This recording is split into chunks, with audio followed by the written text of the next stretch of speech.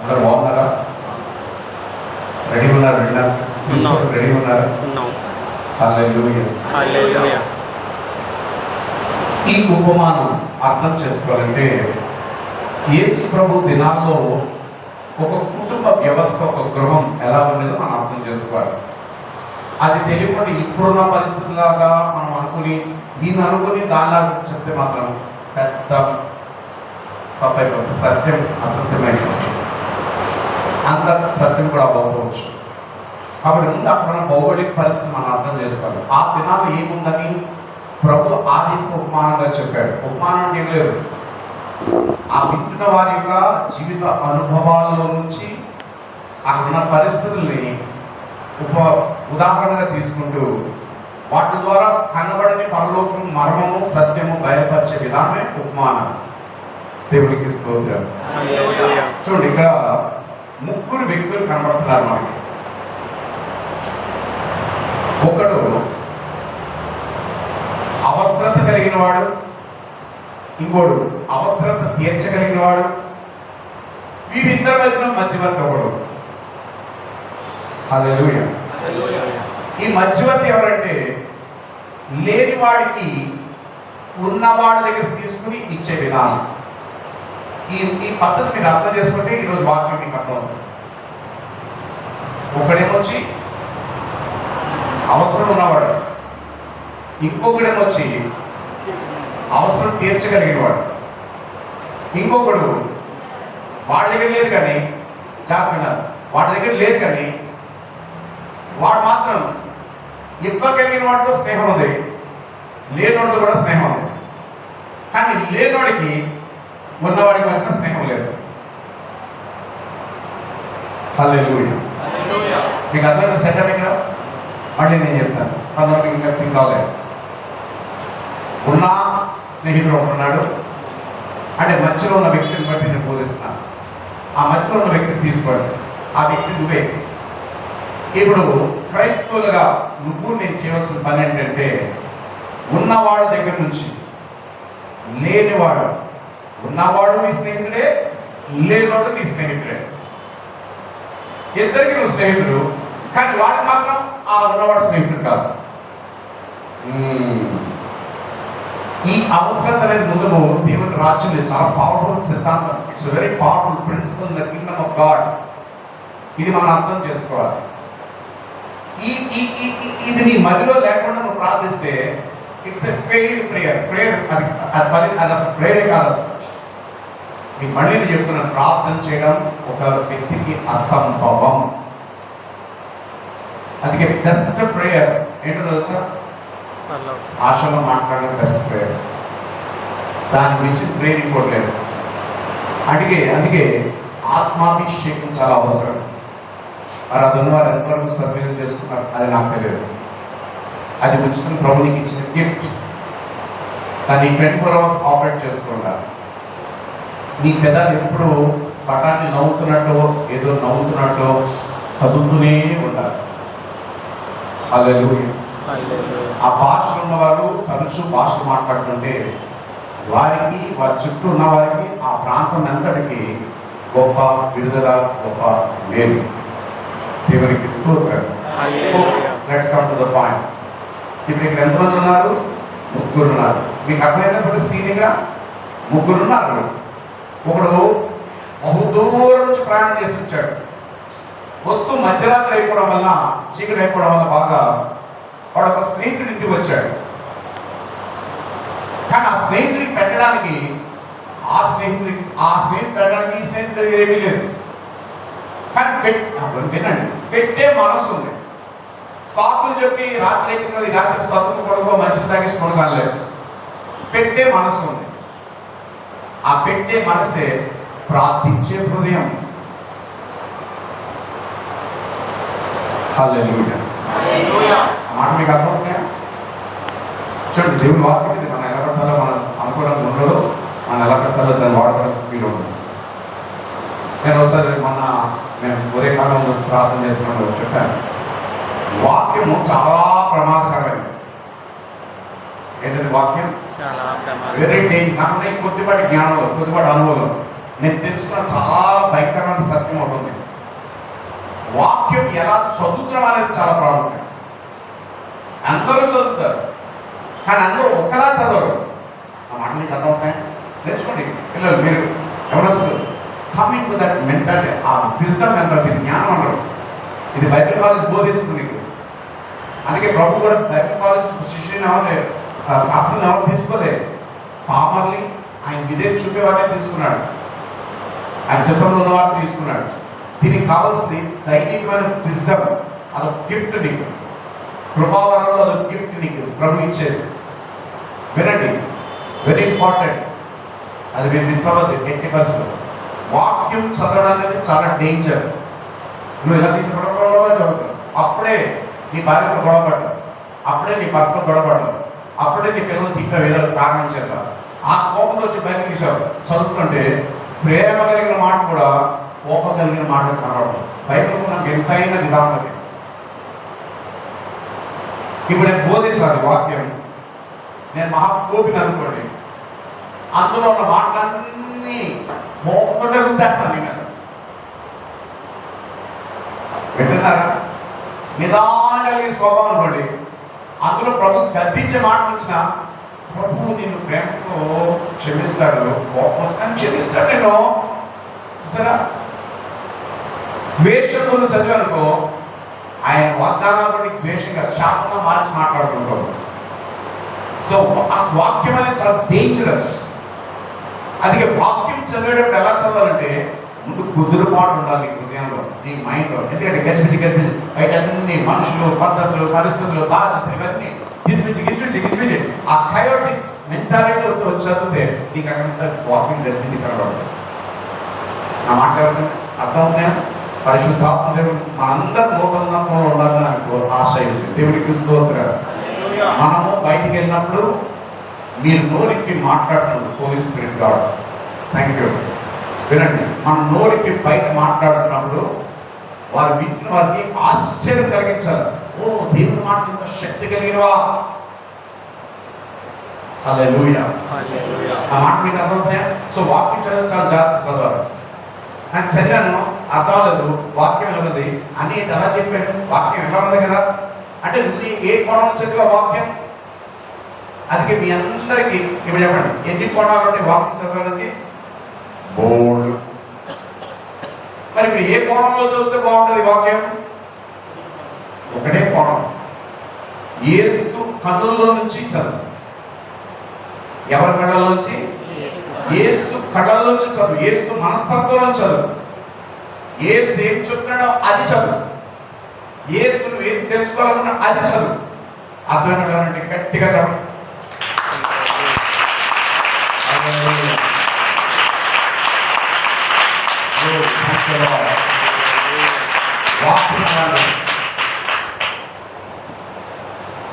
వచనం ఒకటే ఉంటుంది, బోధించేవారు పద్ధతులు వేరుకుంటాయి. ఒకటి మనస్తత్వాలు బట్టి బోధిస్తారు, రెండోది వినేవాళ్ళ అవసరత బట్టి పరిశుద్ధాత్మను మాట్లాడుతుంటాడు. ఇంకేం చెప్పుకుంటే ఓకే, అది సబ్జెక్ట్ కదా. Next coming to word of God. ఇప్పుడు అవసరతలో ఉన్నవాడు కూడా ఏం చేశాడు? స్నేహితుడికి వచ్చాడు మధ్యరాత్రి. ఆ కాలంలో ఇల్లు ఎలాగంటే ఒక్క గదే, పెద్ద గది ఒక గదే ఇల్లు అంటే, ఒక కిటికీ ఒక తలుపు. ఆ రోజులు ఎలా ఇల్లు పెద్ద గది. ఇప్పుడంటే 4 బెడ్రూమ్లు, 10 వాష్రూమ్లు, ఇంకా ఏవో ఉంటాయి. కానీ ఆ రోజులు ఒకే ఒక బెడ్రూమ్. నేను మాట్లాడుతుంది ఒక సామాన్యమైన కుటుంబం లేదా పేద కుటుంబం. Only 1 room. సాయంకాలం లోపల చీకటి పడే లోపల వారు భోజనం చేశారు. వాళ్ళు భోజనాలు ఏమి, రొట్టెలు తినాలి. తినేసి ఒక్కసారి పలుపేసిన తర్వాత మళ్ళీ తెల్లవారుజాము వచ్చే వరకు పలుపేరు. ఇప్పుడంటే శిశువు వస్తే మాత్రం మధ్యలో వెళ్ళిపోతారు. వెళ్ళినోళ్ళు పక్కడు కొడుకున్నాడు తెలియదు, వీళ్ళు అనుకున్నారు. కానీ అది చిన్న గది అవడం వల్ల వింటున్నారా, ఏ ఒక్కరు డిస్టర్బ్ అయినా అక్కడ ఉన్న అందరూ డిస్టర్బ్ అయిపోతారు. అక్కడ ఉన్న విధానం సహజంగా ఒక్కసారి తలుపు బిగించిన తర్వాత పడుకోవడానికి రాత్రులు, ఎందుకంటే భార్య భర్త పిల్లలు పడుకోవాలి. ఆ పడుకున్న తలుపు బిగించిన తర్వాత ఎవరు వచ్చి ఎమర్జెన్సీలో తలుపుకుంటాం, తలుపు తీయరు. సో ఈ బ్యాక్గ్రౌండ్ తెలియకుండా మనం ఏంటంటే అది తెలుసుకుంటే తప్పది. ఆ కాలంలో కల్చర్ అలాంటిది. పాలస్తీనా దేశంలో కల్చర్ అలాంటి కల్చర్. మీకు అర్థమైనా నన్ను తెలుసుకోవాలని తలుపు తీయడం అనేది సుమారు అసంభవం. ఎందుకంటే ఒక్కడు లెగిస్తే అతను లెగిసిపోతాడు, పిల్లలు కూడా లెగిసిపోతాడు. చాలా ముసలు లెగిస్తే నిలబడడం కష్టం మనకి. హల్లెలూయా. ఇలాంటి పరిస్థితుల్లో ఒక స్నేహితుడు, ఒక వ్యక్తి ప్రయాణం చేసుకుంటూ వచ్చి రాత్రి మధ్య ఎప్పుడు వచ్చాడో తెలియదు, స్నేహితుడు ఉన్నాడని తన ఇంట్లో రాత్రి బస్ చేయడానికి వచ్చాడు. మరి ఆతిథ్యం ఇవ్వాలి, వచ్చినోడికి భోజనం పెట్టాలి. వినండి, భోజనం పెట్టే మనసుని పెట్టడానికి లేదు. వీళ్ళు కూడా చాలా మందికి అదే అడిగారు, ఇవ్వాలి ఇవ్వాలి అని. హల్లెలూయా. అద్భుతమైన మనసు అది. ఇప్పుడు వీడేం చేశాడు, నా స్నేహితుడని వాడు వచ్చాడు, ఆకలితో ఉన్నాడు, వాడికి అవసరం ఉంది, వీడికైతే అవసరం లేదు. ఇప్పుడు చెప్పండి, వాడికి అవసరం ఉంది, వీడికి అవసరం లేదు. ఇద్దరు స్నేహితులు, అంతే చెప్పండి, స్నేహితులు అందరూ స్నేహితులు అవ్వాలి. ఫ్రెండ్ అన్న దానికి మీనింగ్ మారిపోయింది. ముక్కు మొహం తెలియదు కూడా ఫ్రెండ్సే. ఆ ఫ్రెండ్స్ వాట్సాప్ ఫేస్బుక్ వచ్చేసి ఏమంటే వాట్సాప్ ఫేస్బుక్ ఏనా, ఫాలోవర్స్, లైక్స్, ఫ్రెండ్స్ ఉంటాయి కదా. అది నాకు ఫేస్బుక్ లా కనబడుతుంది, వాట్సాప్ లా కనబడుతుంది. ఓకే, వినండి. స్నేహితుడు కాబట్టి లోటెత్తు గుర్తించి పెట్టాలని మనసును కానీ పెట్టడానికి లేదు. అలాగని రాజీ పడలేదు. ఈయనకి ఉన్నవాడిదే ఒకటి తెలుసు, ఆ వ్యక్తి స్నేహం అయితే ఈ వ్యక్తి ఇంకొకరికి స్నేహం కలిగి ఉన్నాడు. ఎవరితో స్నేహం కలిగి ఉన్నాడంటే, అంటే ఈ మధ్యలో ఉన్నవాడికి లేనోడు స్నేహితుడే, ఉన్నవాడు స్నేహితుడే. క్రైస్తవుడికి లేనోడు స్నేహితుడే, ఉన్నవాడు స్నేహితుడే. అదే ఆ సంబంధం ఏంటంటే, రక్షణ లేనోడు నీ స్నేహితుడే, రక్షించగలిగిన వాడు కూడా నీ స్నేహితుడే.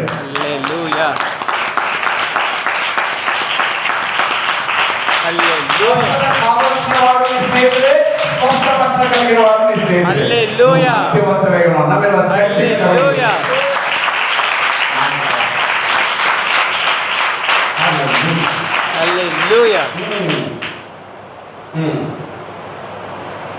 మరి అక్కడున్న సిద్ధాంతం ఏంటి, విధానం ఏంటి, పద్ధతి ఏంటి? ఆ రోజుల్లో వాళ్ళు వేసుకోవడం తీయకూడదు.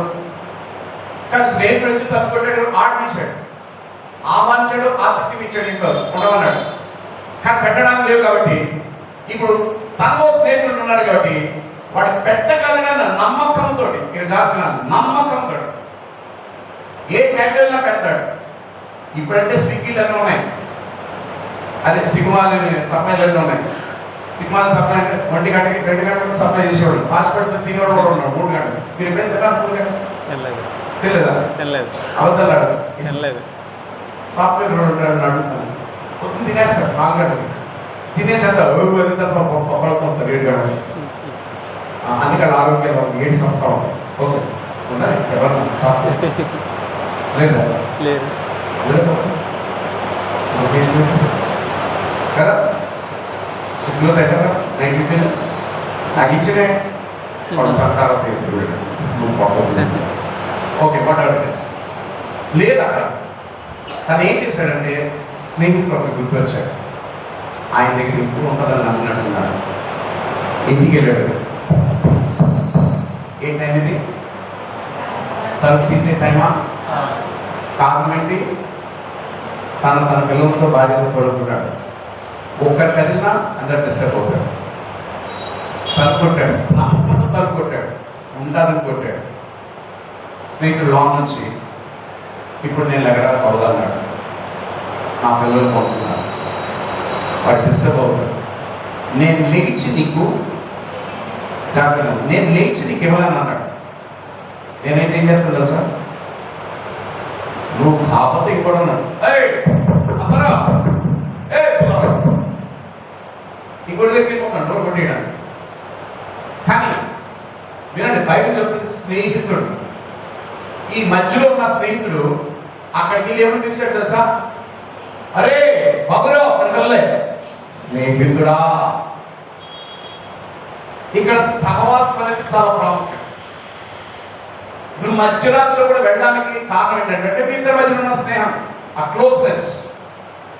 మధ్యరాత్రులు తలుపు కొట్టడానికి అర్థం ఏంటంటే ఏ టైంలోనా ఎప్పుడైనా ఏ విధముగానా నువ్వు అడగలిగింది ప్రార్థనలో. నీ నమ్మకం ఎప్పుడైనా నా ప్రార్థన వింటాడు. మీ పక్కన చెప్పండి, నాకు అన్ని ఇవ్వగలిగిన వాడు, రెడీగా ఉన్నవాడు ఎప్పుడు అడిగినా ఇస్తాడు. నేను ఎప్పుడు అడిగినా ఇస్తాడు.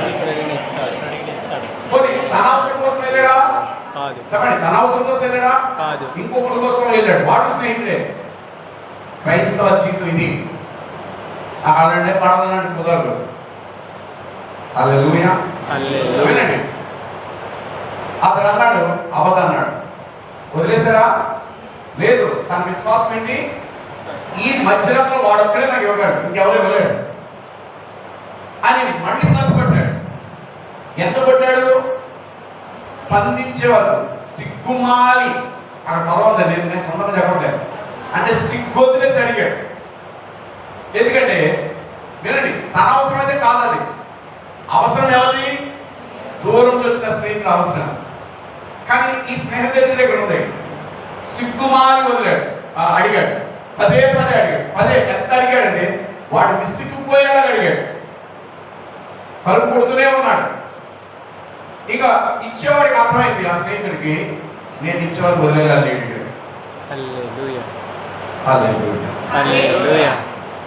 నువ్వు నేను కూడా అలాగే ఉండాలి. ఇది క్రైస్తవ జీవితం. ఇక్కడ కొంతమందికి వారి కోసం, వారి కుటుంబాల కోసం ప్రార్థన చేసుకోవడమే కష్టం. ప్రార్థన అంటే అర్థం ఏంటంటే, ఇప్పుడు ఈ బిల్డింగ్ మనం కూడా చెప్పాను, సీసీ కెమెరా మనం చూసినా చూడకుండా అవి మాత్రం 24 గంటలు చూసి చెక్లో పెడతాయి. ప్రార్థన కూడా అలాంటిదే. 24 గంటలు నువ్వు చేసిన ప్రార్థన నిఘాలో ఉంటుంది. ఆ ప్రార్థన హల్లెలూయా. అది కూడా నువ్వు కరెక్ట్గా చేస్తున్నావు. నాకు వచ్చిందని చేసేది ప్రార్థన కాదు. గుర్తుంచుకోండి ఈ మాట. నేను చనిపోయిన తర్వాత నన్ను బాక్స్లో పెడితే ఒకవేళ అవకాశం ఉంటే, ఒకవేళ బూడిద అయిపోకుండా, మట్టి అయిపోకుండా, ఎక్కడైనా ఏదైనా పరిస్థితులు అయిపోతే, ఒకవేళ నేను బాక్స్లో పెట్టి నన్ను చూస్తే నా శవాన్ని, ఈ ఒక్క మాట గుర్తుంచుకోండి. ప్రార్థన ఏంటి? ప్రార్థన ఏంటి? చాలా కష్టమైంది. ఇప్పుడు నీ కుమార్తె వివాహం కూడా ప్రార్థన చేయాలి. నేను ఒకే ప్రశ్న అడుగుతాను, ఏం ప్రార్థన చేయాలి తెలుసా మీకు? అక్కడ తెలియదు నీకు. ఆ బాధ మా అమ్మగారు, మా అయ్యగారు, మా అన్నయ్య ఆ ప్రార్థన నేను చేశాను. Copy paste, cut copy paste. అది కాదు. That's not the right way. Hallelujah. ఇప్పుడు నేను చెప్పచ్చు, నేను చెప్తాను వెళ్ళండి ఇలా చేయండి ప్రార్థన. నేను అంశాలు చెప్తాను ఏం ప్రార్థన చేయాలి. కొన్ని కీస్ ఇస్తాను మీకు అంతే. కానీ పరిశుద్ధాత్మను మిమ్మల్ని నడిపిస్తాడు, అలాగే వెళ్ళండి. హల్లెలూయా. అంటే మీరు వినండి. ఉదయం కూడా నేను కొంతమంది సౌరతో పంచుకున్నాను. నీ నోరు, నీ మది పనిచేస్తున్నప్పుడు ఇక్కడి నుంచి కూడా ఏ వాయిస్ వస్తుందో నువ్వు వినాలి, స్వరం ఏంటో వినాలి. అంటే అంత అంత ఎలాక్ట్గా ఉండాలి నువ్వు ప్రార్థన చేస్తున్నావు. నేను ప్రార్థన చేస్తున్న ఈ పదం కరెక్టా కాదా, ఈ మాటలు రైటా రాంగా, ఇది వాక్యానుసారంగా ఉందా లేదా, ఆయన చెప్పు ప్రకారంగా ఉందా లేదా, ఓకే ఉందని నీకు మా మనసు కనిపిస్తే ఇంకో అంశం.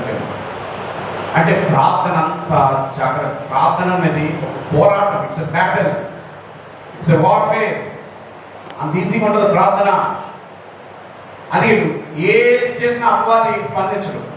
నువ్వు మోకాళ్ళు వేస్తానంటే ఎవరు ఆడిపోతాడు, ఉండదు. ఎందుకంటే ప్రేయర్ ఈస్ వెరీ పవర్ఫుల్. హల్లెలూయా. మనందరం కూడా ఎలా ఉండాలి? ఇప్పుడు ఆ మధ్యవర్తిగా ఉండాలి, మీడియేటర్. లేని వారికి ఇవ్వగలిగిన వారికి చూడండి, మన మధ్యవర్తులు. మనకు కాదు ఆ సమయంలో అవసరం, వారికి అవసరం. అన్యులు వస్తారు మీ దగ్గరికి, అమ్మ నాకు ప్రార్థన చేయడం నాకు బాగలేదు, మీ యేసు ప్రభుని అడగండి అమ్మా. సరే నేను అడుగుతాను అని ఎక్కడికి వెళ్ళాను?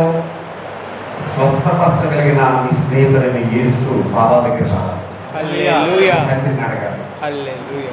హల్లెలూయా. ఆ ప్రార్థన ఖచ్చితపరుస్తుంది. నీ కోసం నువ్వు ప్రార్థన చేసుకుపోయినా పర్లేదు, అలా చేసుకోవద్దని కాదు. నా ఉద్దేశం మీకు అర్థం అవ్వాలి. నేను మోగించే స్పిరిట్ ఏంటో ఆత్మ ఏంటో నీలో ఉంటే అప్పుడు నీకు అర్థమవుతాయి. ఆ రెండు వేవ్ లెంగ్త్ మ్యాచ్ అవుతాయి. హల్లెలూయా. హల్లెలూయా. నీ కోసం నువ్వు ప్రార్థన చేసుకుపోయినా పర్లేదు, దేవుడు కార్యాలు చేస్తాడు. ఇప్పుడు కానీ నిస్వార్థమైన ఇప్పుడు మధ్యవర్తి నిస్వార్థమైన జీవితం స్నేహమా కాదా? అవును. నిస్వార్థమైన వాడికి అవసరం ఉంది, ఇవ్వగలిగిన వాడికి పరిచయం లేదు, కానీ ఇవ్వగలిగిన వాడికి పరిచయం. వాడు పోవాలా కూడా మళ్ళీ వాడి పాదాలు పట్టుకున్నావు, ఆ తలుపుని ప్రార్థనగా కొడుతూనే ఉన్నావు. అది పొందుకున్న తర్వాత నువ్వు వెళ్ళి వాడికి ఇచ్చావు. ఇది క్రైస్తవ ప్రార్థన. అర్థమైన గట్టిగా చెప్పాలి.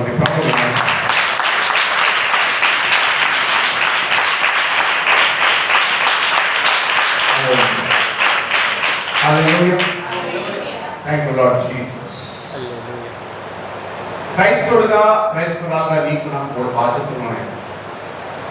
ఇంతవరకు అది నెరవేర్చలేదు నాకు తెలియదు. సంఘంలో ప్రార్థన బొత్తిగా అరణ్యంగా ఎడారుగా మారిపోయింది. ఈ ఉపవాస ప్రార్థన దినాల్లో ప్రార్థన చాలా ప్రాముఖ్యమని మరి మేము ఉదయం కాలం ముందు 9-11 నుంచి 1 గంటల వరకు ప్రార్థన చేసినప్పుడు అనేక విషయాలు మేము తెలుసుకుంటూ మేము ముందుకు వెళ్ళాము. ఈరోజు నేను మీరు కూడా మీరు ఎంతమంది మధ్యవర్తి ఉండడానికి ఇష్టపడుతున్నారు, అది దేవుని చెప్తాను. ప్రభు స్వయాన్ని చెప్తున్నాడు. ఆ మధ్యవర్తి లేని వారికి ఉన్నవారికి నువ్వు కనెక్షన్, ఆ కనెక్షన్ ఉండడం చాలా గొప్పది. ఇంకో మాట చెప్పనా, బైబిల్ ప్రకారం చెప్పాలి, బైబిల్ భాషలో చెప్పాలంటే విజ్ఞాపన పరులు, ఇంటర్సెసర్స్. ప్రార్థనా పరులు కాదు, ప్రార్థన లెవెల్ వేరు, విజ్ఞాపన వేరు. ప్రార్థన అంటే ఒక అంశం అడిగి వెళ్ళిపోవడం, విజ్ఞాపన అంటే అది జరిగే వారికి పట్టుకుని ఎలాడడం. పీట బారిన సందులో నువ్వు నిలబడ్డావు. హల్లెలూయా. హల్లెలూయా. మాట మీకు అర్థమవుతాయా? సో ప్రభు పిల్లల కాడ నుంచి పెద్దల వరకు మనం ఎవరమై ఉండాలి? మీడియేటర్స్. మీ ఫ్రెండ్స్ కూడా అడుగుతూ ఉంటారు ఒక్కోసారి, మా డాడీ బాగాలేదు, మరి మీ జీసస్ ప్రేయర్ చేయొచ్చు కదా. ఓ అక్కడే కళ్ళు మూసుకుని వాడు కూడా చెప్పి, నువ్వు కళ్ళు మూసుకొని నేను ప్రార్థన చేస్తాను, నా జీసస్ చేస్తాను మీకు. చూసారా, అవసరం ఉన్నవారికి, అవసరం తీర్చగలిగిన వారికి నువ్వు మధ్యవర్తి, ఇద్దరికీ స్నేహితుడు. హల్లెలూయా. హల్లెలూయా. ఎవరికి అర్థండి రాత్రి హల్లెలూయా. మీరు అనొచ్చు, మరి నా బాధ సంగతి ఏంటి? హల్లెలూయా. హల్లెలూయా. ఇప్పుడు నేను 2 ప్రార్థనలు నేర్పిస్తాను. మీరు ఏమంటారు? ఏమంటారు? నేర్చుకుంటాం. అవసరం అంటారా?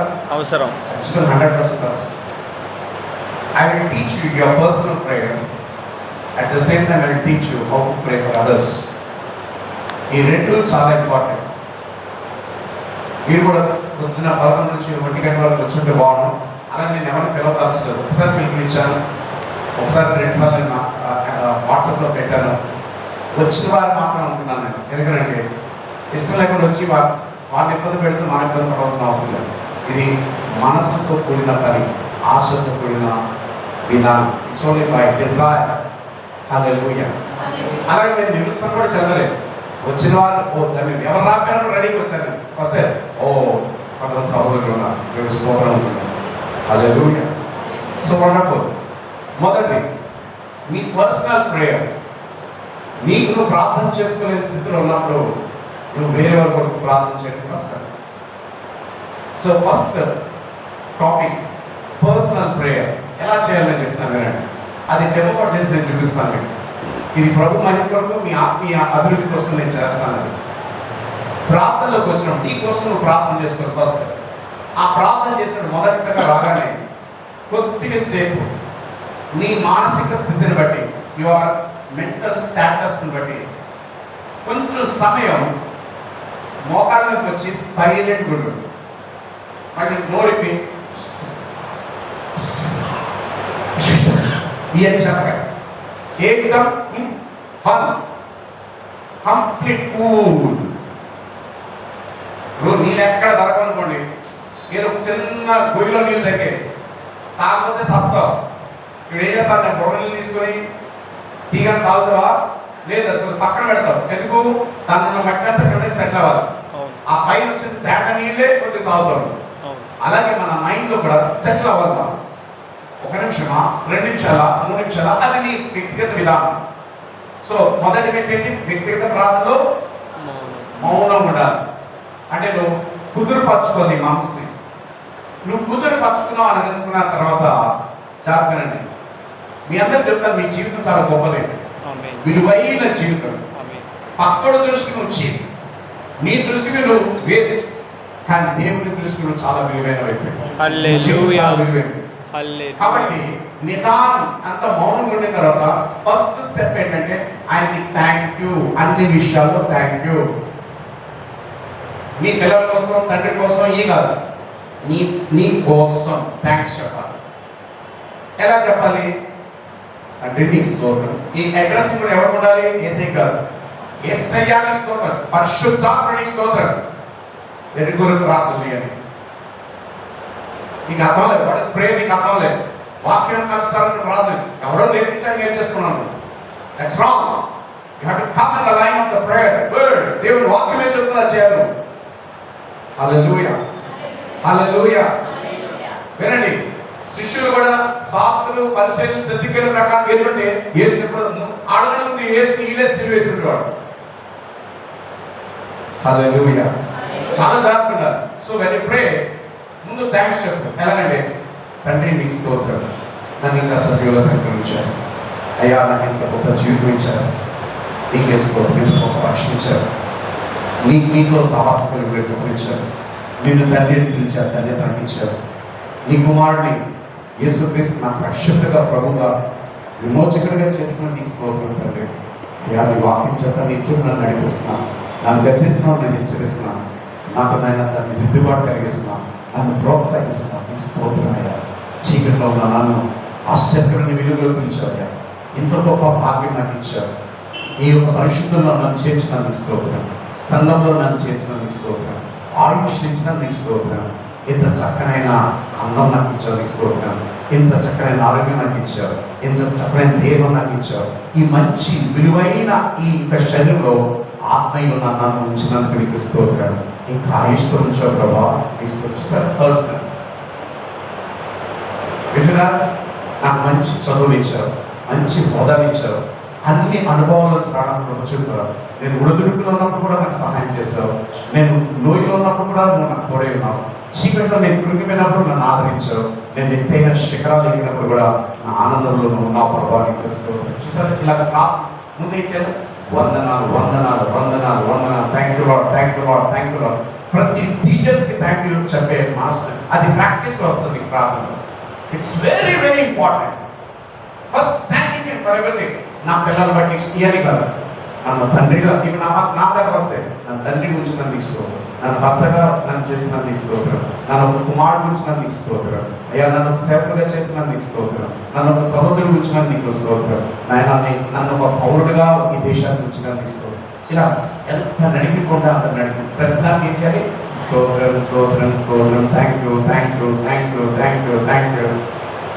ఇంకా చెప్పాలంటే ఇంకెళ్ళి ప్రభా నాకు మంచి జుట్టు ఇచ్చిన నీకు స్తోత్రం చెప్పాలి, నాకు మంచి నా అవసరం ముక్కు ఇచ్చిన నీకు స్తోత్రం, తప్పలేదు, ఎందుకంటే ఆయన చేశారు కదా అని.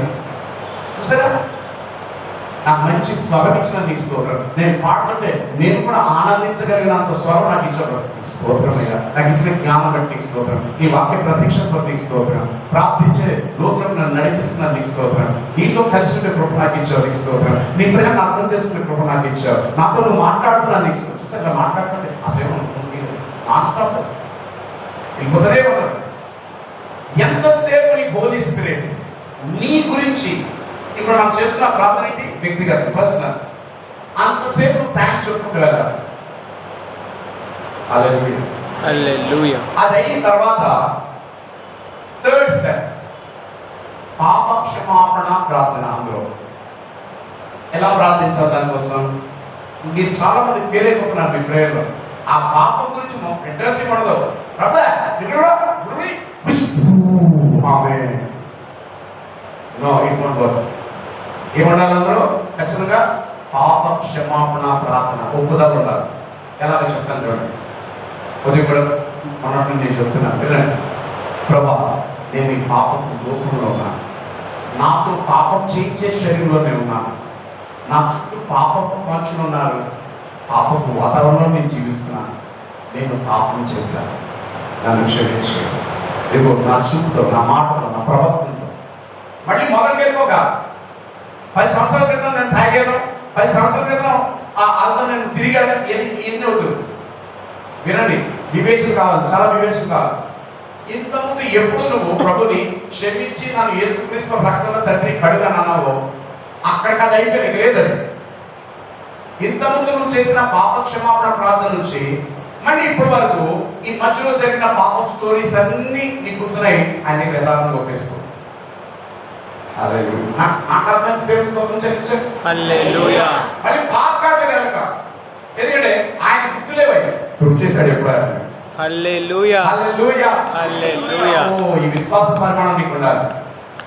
సో పాప క్షమాపణ, ఈ పాపంలో ఒప్పుకుంటూ, తండ్రి నీ అతిథి కుమారుడు నా రక్షకుడైన యేసు నా కొరకు కలవరిశిలో చెందించిన ఆ పరిశుద్ధమైన అమూల్యమైన రక్తం చేత నా సమస్తాన్ని సంపూర్ణంగా నన్ను కడిగి శుద్ధీకరించి నా పెదవుల నీ పరిశుద్ధ అగ్ని చేత కాల్చి, నాయన మీ దృష్టికి యేసు నీతి కలిగి, యేసు పరిశుద్ధత కలిగి, యేసు దాన్ని కనబడి ప్రమాణం ఇచ్చారు.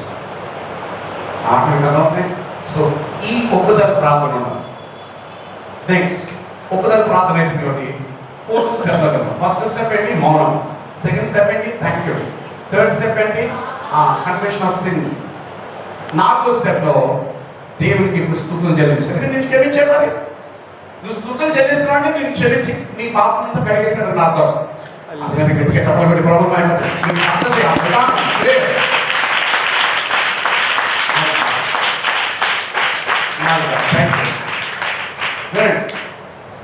ఇప్పుడు స్తుతులు చెల్లించాలి. ఆ స్తుతులతో పాటు వాగ్దానాలు చెప్పాలి.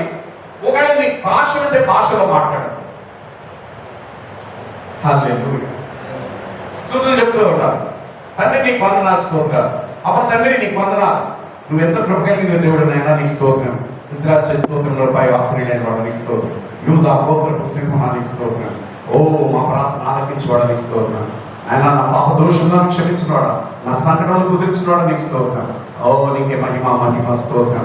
అయా మరణకరమైన ఆయన పరిస్థితులను దాన్ని దాటవేసినవాడా నీకు స్తోత్రం. పాతాళ నుంచి నన్ను తప్పించినవాడా, సమాధాన ప్రాణం విమోచించినవాడా నీకు వందనాలు స్తోత్రం. పచ్చికల చోటు నన్ను పరుణ చేసినవాడా నీకు స్తోత్రం. నా తండ్రి నీకు వందనాలు, నా రక్షక నీకు స్తోత్రం. ఏం చేయాలి? స్తుతులు చెల్లిస్తూ అందులోనే వాగ్దానాలు విడుదల చేయాలి. అంటే ఆయన మాట ఆయనకి గుర్తు చేయాలి. హల్లెలూయా. హల్లెలూయా. ఇప్పుడు ఏదో రూత్ వాళ్ళ డాడీ అన్నాడు, ఏప్రిల్ 10వ తారీఖు నీకు నేను మంచి డ్రెస్ కొంటాను అంటాడు.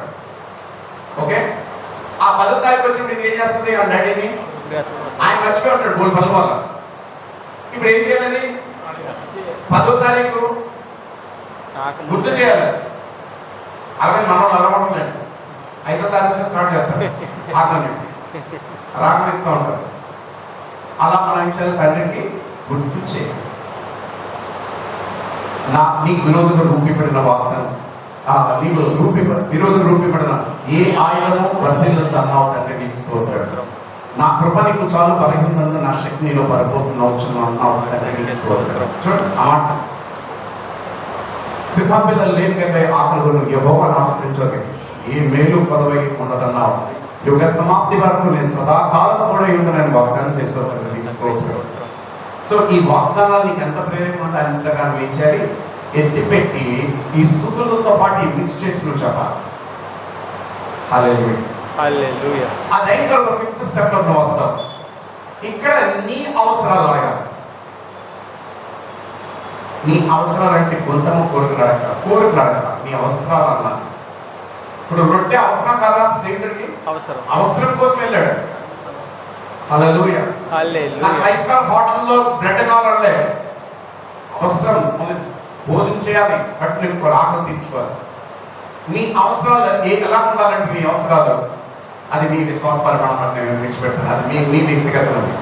నా దాకా వస్తే నేను ఏమైనా ప్రార్థన చేస్తానంటే, ప్రభా తండ్రి యేసు నాకు కావాలి, నీ కుమారుడైన యేసు క్రీస్తు నాకు కావాలి, ఆయన నేను ఉండాలి, ఆయన శక్తి నేను చూపించాలి, నాకు నీ అభిషేకంతో నీకు నన్ను బలపరచు. నేను ఎవరికి ప్రార్థన చేసిన కార్యాలు చేసి నీ ప్రియకుమారుని యేసు మాత్రం మహిమ పొందే కృప దయచేయి. చూసారు అవసరాలు నీ ఆత్మ ఫలం కృపావరం కాదు, అయిన తర్వాత అవి ఉన్నా లేకపోయినా పక్కన రేగు, కానీ ఆత్మ ఫలం ప్రతి వారికి అవసరం.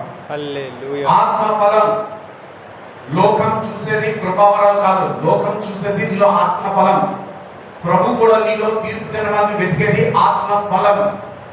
సో ఆత్మ ఫలం అనగా ప్రేమ, విశ్వాసం, నిరీక్షణ, దయాళత్వం, ఆశా నిగ్రహం, సమాధానం, ఆనందం, ఇవన్నీ కూడా ఫలం. అది నువ్వు నేను కలిగి ఉండాలి. దానికోసం నువ్వు అడగాలి. తండ్రి క్రీస్తు సాక్షిగా నేను ఉండడానికి ఇష్టపడుతున్నాను.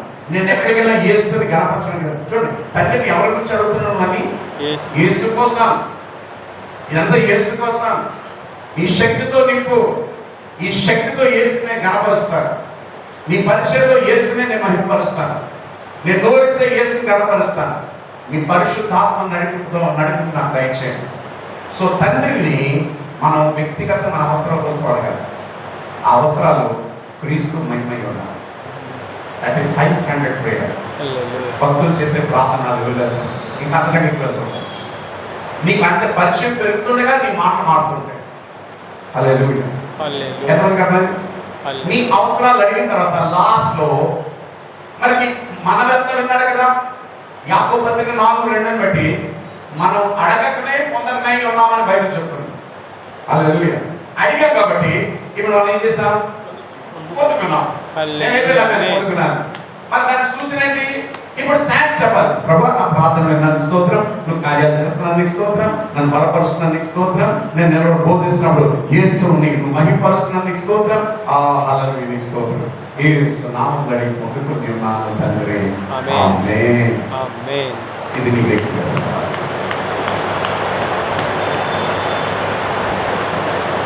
ప్రార్థన వలనే పయనము, ప్రార్థనే ప్రాకారము, ప్రార్థనే ప్రాధాన్యము, ప్రార్థన లేనిదే పరాజయం.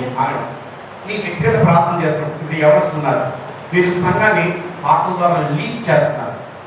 వీళ్ళేమని ప్రార్థన చేయాలంటే, నా కళను అభిషేకించుకోవాలి. నేను గలమెట్టి స్వరం నేను విడుదల చేస్తున్నప్పుడు నీ ఆత్మశక్తి వింటున్న హృదయం చొచ్చుకుని వెళ్ళినట్లు సహాయం చేయాలి. నీకున్న మెంటాలిటీ నేను బాగుపడాలి, నా సౌండ్ ఆయన పంచే వేస్ట్. అది అండర్స్టాండింగ్ వెరీ ఇంపార్టెంట్. అది టేబుల్ మెంటాలిటీ. నేను పాడుతుంటే మాధుర్యం ఉండాలి, వింటున్న వారి హృదయాలు వినసొంపుగా ఉండాలి, యేసు మహిమ ఉండాలి. ఆ విధంగా మనం అడగాలి. God bless you. Hallelujah. Hallelujah. ప్రార్థన వలనే పయనము, ప్రార్థనే రహస్యంగా ప్రార్థన చేసినప్పుడు నువ్వు ఎంత తీవ్రంగా తండ్రితో యేసు వారం వెళ్ళావో. హల్లెలూయా. Hallelujah. హల్లెలూయా. Hallelujah. ఈ టైం లేదు. చెప్పండి. నాకు నోరు రాగట్లేదు. చెప్పండి. చెప్పండి. చెప్పండి. నేను ఫస్ట్ క్లాస్ లెవెల్ చెప్పాను, సెకండ్ క్లాస్ లెవెల్ కూడా చెప్పడానికి ఇష్టపడతాను. చెప్పండి. Very powerful. హల్లెలూయా. హల్లెలూయా. ఇందాక మధ్యవర్తి ఎవరన్నా? నేను. ఎవరికి? అవసరమైన వాడికి, అవసరం తీర్చగలిగిన వాడికి. ఇది ఒక లెవెల్. రెండో లెవెల్. ఇప్పుడు నీ అవసరంగా తీసుకున్నావు కాబట్టి జాగ్రత్త. ఇప్పుడు అది నీ అవసరంగా నువ్వు తీసుకున్నావు కాబట్టి ఇప్పుడు అవసరం కలిగిన వ్యక్తి ఎవరు? నేను. ఆ వ్యక్తి పక్కన నుంచి ఇప్పుడు ఆ అవసరం నా భుజమే తీసుకున్నాను కాబట్టి అలాగని బాగా ఓకే నాకు బాగా అలవాటైపోయింది. ఓకే వాటర్ అది నువ్వు తీసుకుని ఇప్పుడు నీ అవసరంగా ఎక్కడికి వెళ్ళాలి? అవసరం తీర్చగలిగిన తండ్రి దగ్గరికి వెళ్ళాలి. మరి తండ్రి దగ్గరికి వెళ్ళడానికి నీకు పర్మిషన్ ఉందా? లేదు. కాబట్టి ఆడ అవసరం నువ్వు తీసుకున్నావు, నీ స్నేహితుల అవసరం. ఇప్పుడు నీ నీ నీ అవసరంగాను అవసరం తీర్చగలిగే తండ్రికి మధ్యవర్తి క్రీస్తు యేసు ఉన్నాడు. So that is second level. ఆ లెవెల్ నుంచి ఈ లెవెల్లో పంపాలి. That's the power. ఎంతవరకు అర్థం ఇలా? అదే పాత చాపల్స్ ప్రార్థన చేద్దామా? పాపా కొంతమంది ఎలా ప్రార్థన చేస్తారు నాకు చూడండి. ఏంటది? పిండిలో పడతాం. చేసిందే చేసిందే చేసిందే. నాకు అనిపిస్తుంది ప్రార్థన అంటే ఏసీ గుడ్డోడా సొట్టోడా మెంటోడా లేదంటే చేస్తున్నాడు మెంటపోతా నాకు అర్థం.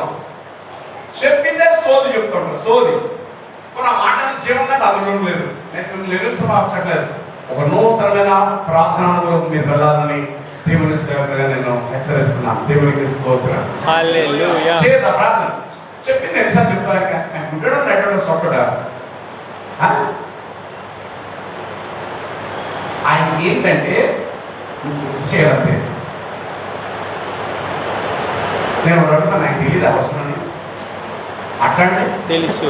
మరి 10 సార్లు ఎందుకు చెప్తా? అదే ఆ ఒక్క ప్రాంతంలో 2 నిమిషాల్లో 10 సార్లు ఎదుగుతుంది అంటే అది అర్థం లేదు. నీ భాష అర్థమవుతాయి కదా. నీ హృదయాన్ని పరిశోధించువాడై ఉన్నాడు. హల్లెలూయా. హల్లెలూయా. So this is how you have to get connection with God through Lord Jesus Christ. సంతోషంగా గట్టిగా చెప్పగలరు. ఫస్ట్ లెవెల్కి సెకండ్ లెవెల్కి మధ్యవర్తి ఎవరు? ఫస్ట్ లెవెల్ మధ్యవర్తి ఎవరు? సెకండ్ లెవెల్ మధ్యవర్తి ఎవరు? యేసు. ఇప్పుడు అవసరం తీర్చేవాడు దగ్గరికి వెళ్ళినప్పుడు ఈ లెవెల్లో నువ్వు కాబట్టి, ఆ లెవెల్లో క్రీస్తు కాబట్టి తండ్రిని నేను ఎలా చూస్తాడు? క్రీస్తులా నేను చూస్తాడు. హల్లెలూయా. అర్థం లేదా? అర్థం లేదా? అర్థమైంది. ఇవి మీరు ప్రార్థన చేసే అనుభవం వస్తే అసలు ఆ సెన్సిటివిటీ, ఆ స్పర్శలో మీరు ఉంటే క్లియర్గా మీకు అర్థం అవుతూ ఉంటుంది స్పిరిట్లో. హల్లెలూయా. హల్లెలూయా. ఈ వ్యక్తిగత ప్రార్థన ఖచ్చితంగా ప్రతి వారం ఉదయము సాయంకాలం ఖాళీ ఉంటుంది మధ్యలో. ఇప్పుడు నేను 3 సార్లు అన్నా 3 సార్లు కాదు, మీరు హల్లెలూయా. నువ్వు నడుస్తూ ప్రార్థించు. అక్కడ మీరు పని చేసుకుంటూ చేయొచ్చు. సోమసుందర్ బ్రదర్ ఆలోచిస్తూ చేయొచ్చు. టైంకి మంచి వేస్తూ చేయొచ్చు. You can still pray. Prayer అనేది సీజ్ అవ్వకూడదు, స్టాప్ అవ్వకూడదు. వాటర్ ఫ్లోగా ఉండాలి. ఆ వ్యక్తి ఒప్పుకుంటాడు. హల్లెలూయా. హల్లెలూయా. ఇది వ్యక్తిగత. ఒకసారి చెప్తా, నాకు నేను మర్చిపోయాను. లెవెల్ చెప్తారు ఎలా ప్రార్థన చేయాలి? మౌనంగా ఉండాలి. మౌనంగా ఉండాలి. సైలెన్స్. రెండోది ఓన్లీ థాంకింగ్. ఎవరి కొరకు? స్తుతులు. నీకు చేసినవన్నీ. థర్డ్ కన్ఫెషన్ ఆఫ్ సిన్, పాప క్షమాపణ. ఖచ్చితం అది. పాపంతో నువ్వు తండ్రి దగ్గరికి వెళ్ళే హక్కు నీకు లేదు. ఆయన నేను పట్టించుకోడు, తీసుకెళ్ళకూడదు.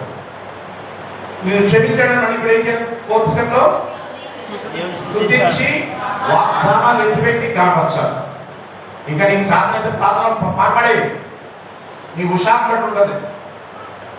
హల్లెలూయా. హల్లెలూయా. ఐదోది నీ అవసరాలు. ఉద్యోగమా? అడుగు. ప్రభువా, నేను పలానా స్కూల్లో జాబ్ చేయాలనుకుంటున్నాను.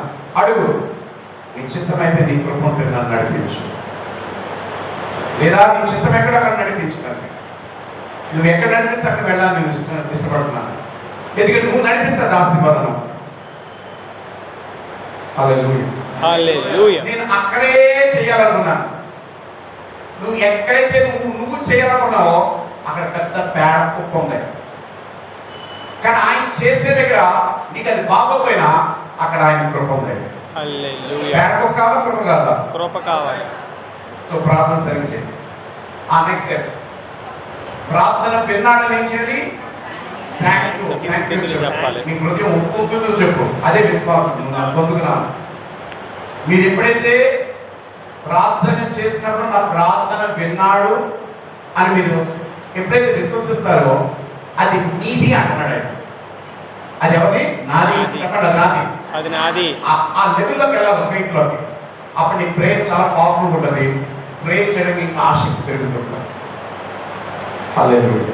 హల్లెలూయా. ఎంతమంది కావాలి ప్రేయర్? హల్లెలూయా. ఇప్పుడు ప్రాక్టీస్లోకి వెళ్దాం. ఒకవేళ నేను అంశం చెప్పకపోయినా ఈ ప్రార్థన నేను మీకు చేసి చూపిస్తాను.